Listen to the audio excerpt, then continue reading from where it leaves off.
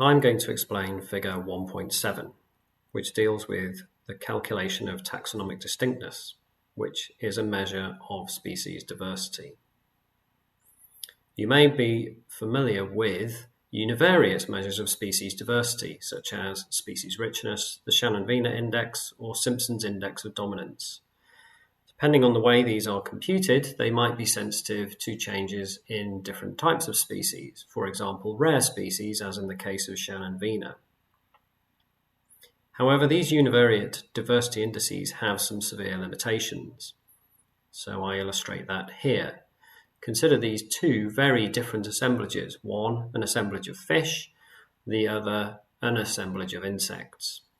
Now, they have quite a lot in common. Both of these assemblages have 3 species in them, and they have a similar distribution of individuals amongst the species.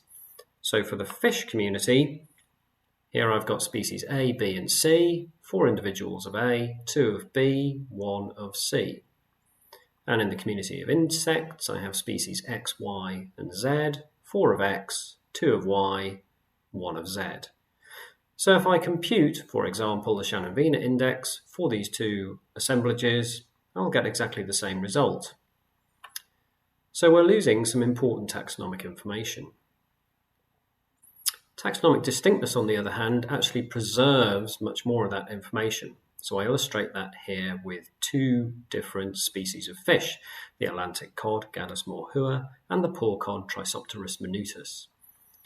Now you can see that they have quite a lot in common. Both are from the same class, both are from the same order, both belong to the family Gadidae. However, they differ from each other at the genus level and also the species level. And that's what taxonomic distinctness does. It preserves this taxonomic information. So here, in our example, we have 2 samples, A and B. These might be cores that we've collected from an estuary. We sieve out the sand, and then we identify the individual organisms we find. We find we have 7 species in each sample. But what you see in sample A is that most of these species are linked at the level of genus or at the level of family. So actually, there's not very much taxonomic distinctness among the species in this assemblage. That contrasts with sample B, where there is a lot more by way of taxonomic distinctness amongst the different individual species in the sample.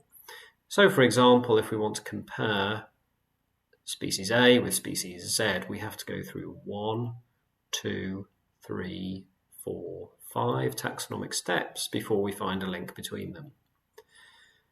Those steps are then recorded in this table below here.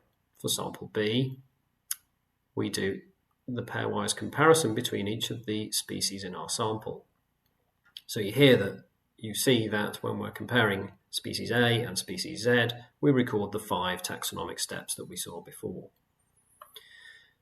We then compute that using the equation below and come up with our measure of taxonomic distinctness. So we see that, as we would expect in sample B, we have a much higher level of taxonomic distinctness at 4.33, compared with sample A, which has much lower taxonomic distinctness at 1.57.